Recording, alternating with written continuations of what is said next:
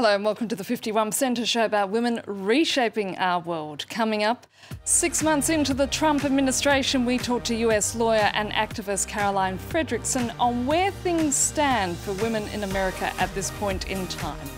Also, the horrific tale of a teenage rape victim in El Salvador who's been sentenced to 30 years in prison after suffering a stillbirth. But first, and we're already 6 months into the Trump administration, and many are openly expressing their concerns that it's setting equality back decades. Noted American philanthropist Melinda Gates, who's personally against abortion, has echoed those fears by openly criticising Trump's decision to cut funding for family planning. It's a move that threatens to reverse progress made on expanding services to women in some of the poorest parts of the world. Our advocacy is needed now more than ever before in this community. This is a difficult political climate for family planning, and I am deeply troubled, as I'm sure you are, by the Trump administration's proposed budget cuts. If empowering women is more than just rhetoric for the president, he'll prove it by funding family planning. And in the meantime, American abortion rights groups are gearing up for a court challenge against regulations in the US state of Arkansas that they say will in part ban a common abortion procedure and require women to notify and get consent from their sexual partners or relatives before getting abortions. This, as the state of Missouri is also proposing legislation that would enforce tighter restrictions on abortion providers and allow real estate agents to refuse to either sell or rent them land. So, are state governments and courts feeling that more empowered by having Donald Trump in the White House? Joining me now from Washington, D.C. is Caroline Fredrickson, President of the American Constitution Society and author of Under the Bus, How Working Women Are Being Run Over. Caroline, thank you so much for being with us. As I said, we're 6 months... Thank you for having me. We're 6 months into the Trump administration. Can you give me a sort of state of the nation when it currently comes to women's rights in America? Well, it's a sad state, definitely.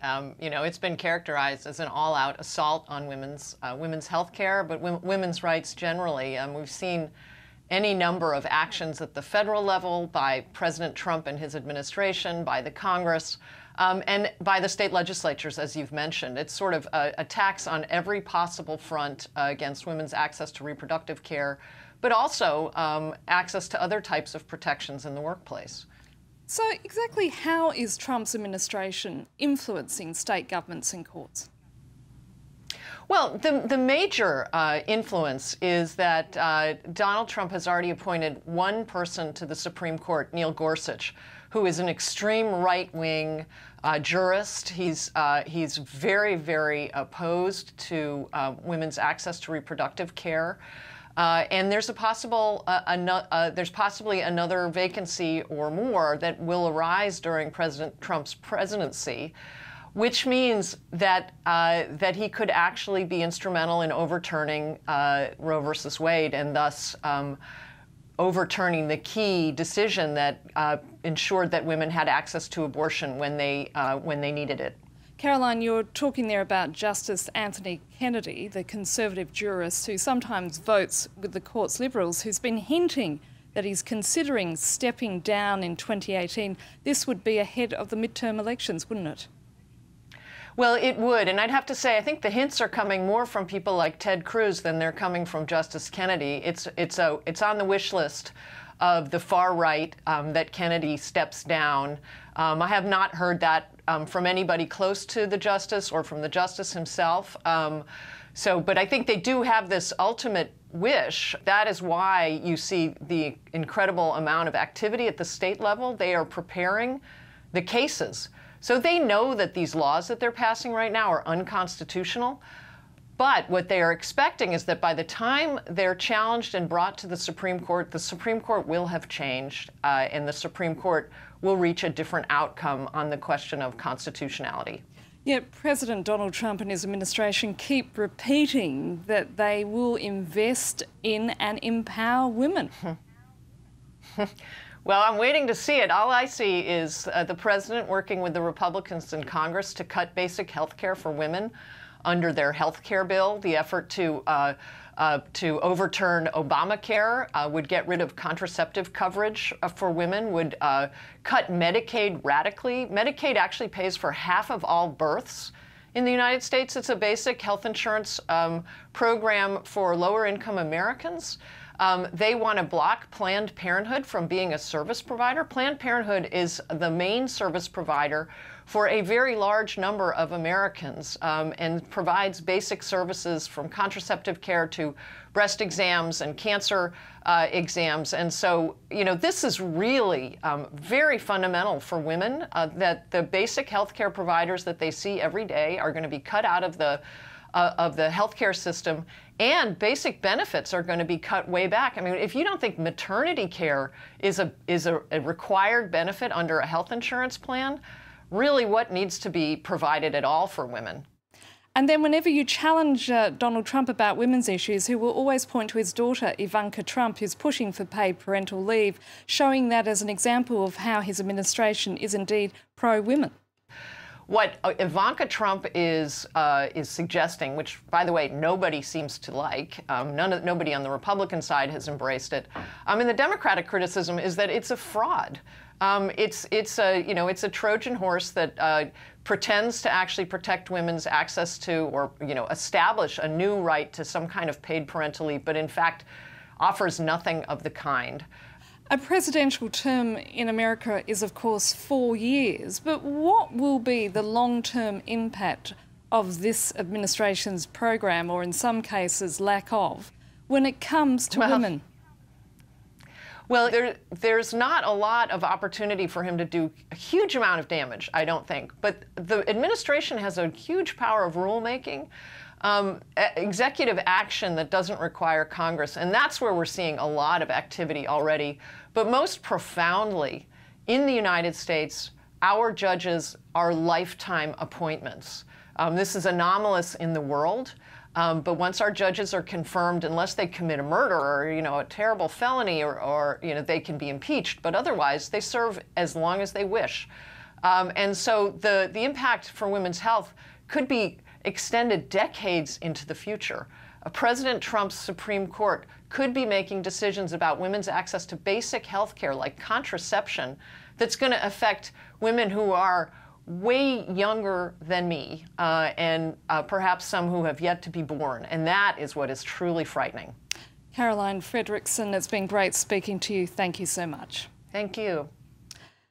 To Central America now, and El Salvador's blanket anti-abortion law has resulted in a 19-year-old woman being sentenced to jail for 30 years after her pregnancy complications led to a stillbirth. Amnesty International has condemned the law and called the legal process biased.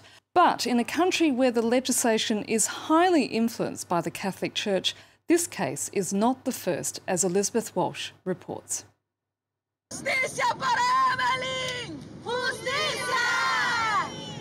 They are demanding justice for Evelyn. Evelyn Cruz, a 19-year-old woman from El Salvador, has been sentenced to prison for 30 years. Her crime? A stillbirth after she was repeatedly raped by a gang member for months. She was convicted for failure to provide adequate prenatal care under El Salvador's blanket anti-abortion laws. Evelyn's case is another where there are questions over what happened. There is a solid argument from the defense that the judges have not taken into account elements of forensic and medical evidence in identifying conditions in the stillborn baby. Evelyn testified she was ignorant of the pregnancy, and experts have been unable to verify whether the baby died in her womb or after she suffered severe abdominal pain and fainted last April. But the judge accepted the prosecutor's arguments, who accused Evelyn of aborting her pregnancy. Her mother brought her to the hospital, where she was then handcuffed to a bed for a week. Amnesty International says the legal process was prejudiced and called for the law's immediate repeal. This woman is suffering from bad legislation from the Salvadorian government and from crimes committed against her. We should take into account that women in jail for these crimes are women who are poor, women who are without resources, women who do not have the possibility of adequate legal representation. El Salvador is one of 5 countries where abortion is illegal in all circumstances. From 2000 to 2014, the country imprisoned at least 147 women, usually young and poor, after they suffered pregnancy complications. Evelyn's lawyers will appeal, but the road to justice is difficult as long as the law remains in place. And finally, as little girls, we've all read fairy tales that come with the inevitable happy ending, but 2 women have decided to turn that gender stereotyping on its head. Elena Favilli and Francesca Cavallo created Goodnight Stories for Rebel Girls, a feminist revival of the fairy tale where female role models who aim higher, fight harder, are at the centre of the narrative. They've also been having fun with some old favourites, as you can see here. One morning, a young princess was out riding her horse, and she stumbled upon the tall tower. "Rapunzel, Rapunzel, let down your beautiful beard." Rapunzel had never met a woman in his entire life. So, naturally, Rapunzel fell in love. The princess saved Rapunzel and brought him back to her magical kingdom, where they got married and they lived happily ever.